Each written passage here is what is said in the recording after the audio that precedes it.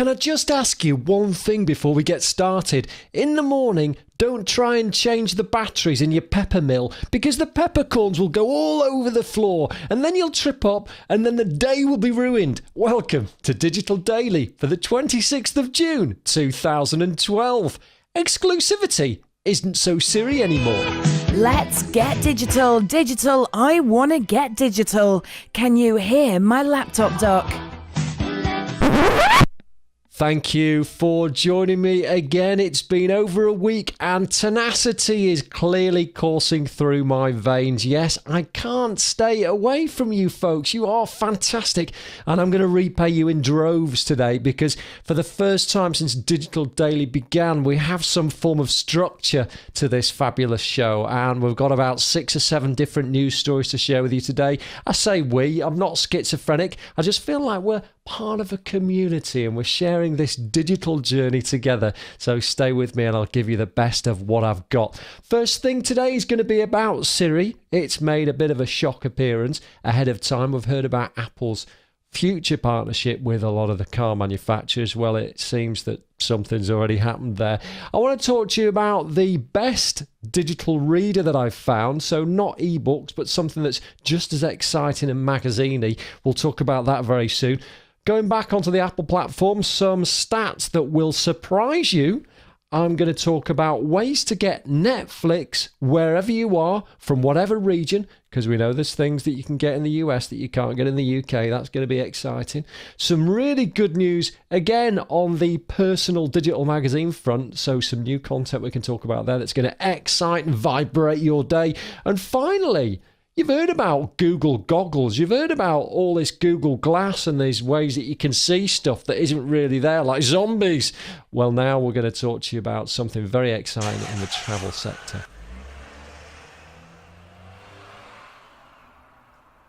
Well, the first piece of news, and I'm going to rejig these things around a little bit because they segue into each other. Is it a segue? I must go and look at a dictionary at some point soon. We heard yesterday from Fast Company, yesterday being the 25th of June 2012, that Siri had appeared in the 2013 Cadillac range. Or has it? Well, no, it really hasn't, because Nuance Communications, who make Siri, have also got a voice that is kind of almost atypical. It's common, it's not unique, and it's the voice that we recognise from the Siri platform. You might recognise, I've never tried it because I've got other things to do.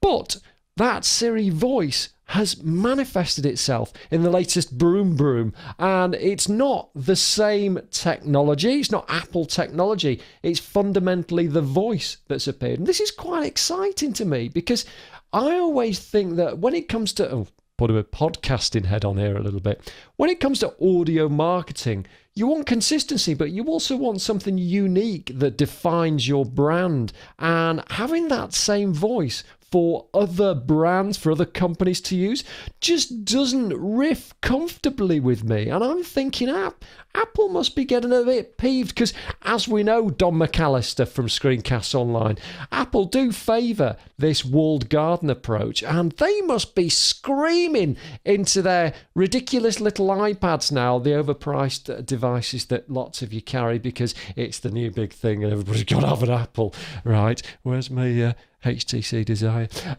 So they must be positively frustrated. Raises bigger questions though. I mean, how do we define our brand online? What do we do to make ourselves unique? Because we've got to stand aside from the competition in this marketplace. Well, I don't want to speak to the voiceover community, but I know somebody who's got a very unique voice who is available for voiceover work and be delighted to work with you on all of your audio and sonic branding requirements. Dave Thackeray on Twitter, here at davethackray.com if you want to email him. Now, talking about Apple, some very good news come through today from asimco.com that tells us that Apple has more than quintupled the number of employees in its retail stores since 2007. In that 5 years, those 5 years where the rest of the economy has come crumbling to its knees, the economy's effectively been in need of some osteoporosis treatment. Apple has gone from like 6,000 employees or so to like 32,500 shop staff. It's amazing. They've obviously gone up in retail stores, which is great. But Simco suggests that the real reason why this has occurred is Apple's deft way of reorganizing its stores. Now, they take away a lot of the paraphernalia and the guff. They open up the store, and subsequently, I had some figures here about and I haven't got them now, they'll be on the site probably, that explains that when the store is opened up, obviously that means that they can pack more visitors in. And so when you've got all these peaks of new product launches, lots and lots of people come in because they want to see them and they want to play on the latest applications on the iPad, and they want to go, look, Mum, I want that for Christmas. To which point Mum says, sure, how many Christmases would you like that present to span over? And the kid goes into the corner and starts crying, and one of the geniuses come over and says, listen, we'll get you an iPhone, we'll put it on a 5-year interest-free credit agreement. None of that happened, by the way. I think it's really interesting, Apple redefining the retail experience. I'm really excited about that. It might have been obvious. Now, that's news. And if you want your news delivered to your smartphone or your desktop, if you've got an Android or an Apple phone, or if you've got a PC, it might even work on Apple desktops. Feedly is my tip for you. I've been circuiting around all these great RSS readers, and the one that I've found works best for me, I used to be the biggest fan of Pulse. I love Prismatic. That's very much a desktop-rained application. GetPrismatic.com. But Feedly for me is great. Now, it integrates Tumblr. Now, this is obviously the latest big thing, this kind of micro-blogging thing. If you're not fully acquainted with Tumblr, it's a bit like WordPress, but it encourages you to follow other people. So it's in the Tumblr ecosystem, so you can very easily follow other Tumblristas. I don't know if that's an official term, but it should be. A bit like that desk that Focus Upright, I think they call themselves. And it's like a bike saddle and then a lean forward desk. But because it's not really sitting and it's not really standing, I suggested to them over there that they should call it the sit-anding desk. In apps. Feedly is a fabulous reader, and it's certainly taken over for me Google Reader and that application, and taken over for me Pulse. It just feels like a really interactive, sexy experience. And because it's sexy, and because you too are really quite attractive, I think that we should bring the two of you together. So check it out. There will be links in the show notes at davethackeray.com for today's Digital Daily, which is the 26th of June, 2012. Now, if you like your films, but you don't like being restricted by what you watch because of regionality situations, then I have got a panacea for you. Now, what we're going to talk about is Unblock Us, which is a smart VPN that effectively lets you tap into all that secret regional content that you're not supposed to get your hands on. It's really exciting. So, for example, if you wanted to watch some Netflix movies available exclusively to the US market, but you're here in Swindon, then you could obviously add this into your system. What it does, it's quite a sophisticated way of doing things, and I won't go into it because I don't understand it. But it's a series of servers in that, and it basically, the VPN, virtual private network, it pipes things through, goes under the ground, and there's a goldfish with a sticker on it, and it goes and sees its mate, the guppy, and the guppy goes, yeah, of course, yeah, I know you're from here, you're legit, and then it goes and opens up Netflix on its computer, which is great. Unblock Us, go and check that out. They do a week's free trial. I have no affiliate links, so just go over there. The links will obviously be in the show notes for that. Point 4, we've talked about personal magazines, and as you know, I'm a big fan. I'm starving. I'm a very big fan of Flipboard, which isn't like Feedly because it aggregates all sort of different sources into a very, very sexy application, and it's very touch sensitive, as most screens on smartphones are. And I'm not suggesting for a second that this makes your smartphone any different in its usability, but it's just the way that you can flick. You can do things like that, you know. Oh, that's interesting. Oh, flick. Oh, yeah. Oh, gosh, I shouldn't have pressed. Oh, it's a picture What is that naked?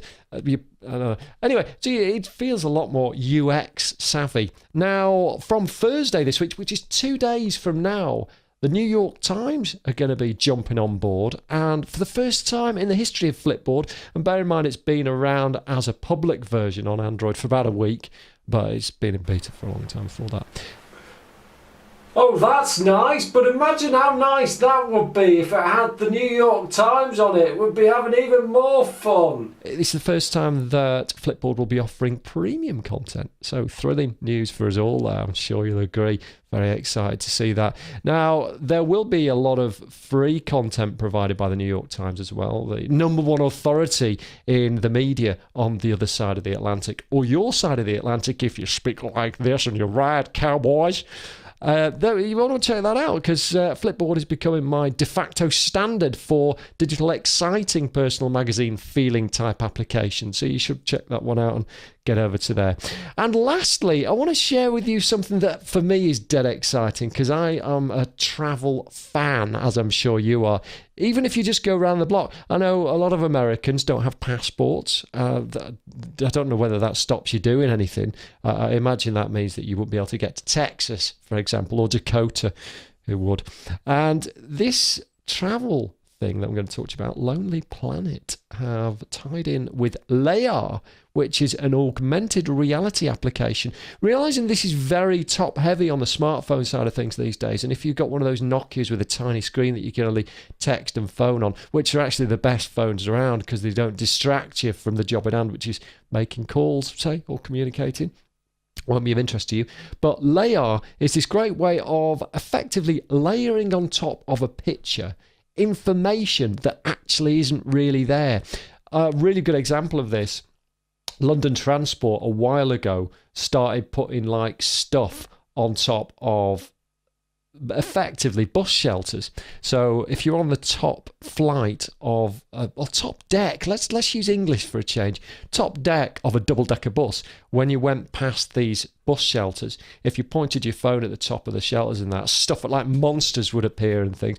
The same sort of effect as if you took LSD, but it was just with smartphone using like an augmented reality application on top, just to kind of add that extra layer in. Well, they've done this with a series of Lonely Planet city guides. So normally printed books are just there and they're just dead trees, aren't they? This way of doing it is that you can look at the cover of some of these books and lo and behold, get loads of new information through the screen on your smartphone with things like weather, things like hotel bookings, things like travel planning. It's great. It brings the book to life. And it also adds this sustainability to a book. So, normally you just buy the 2012 version and then you probably buy the 2013 version the next year. This way, you've got something that is always changing. And it's really interesting thinking about books, not as something that is just like your dead trees, but it's something that will live and grow as you do, like very old giant tortoises. Tweet Dave with your digital insights at Dave Thackeray or email him at he@davethackeray.com.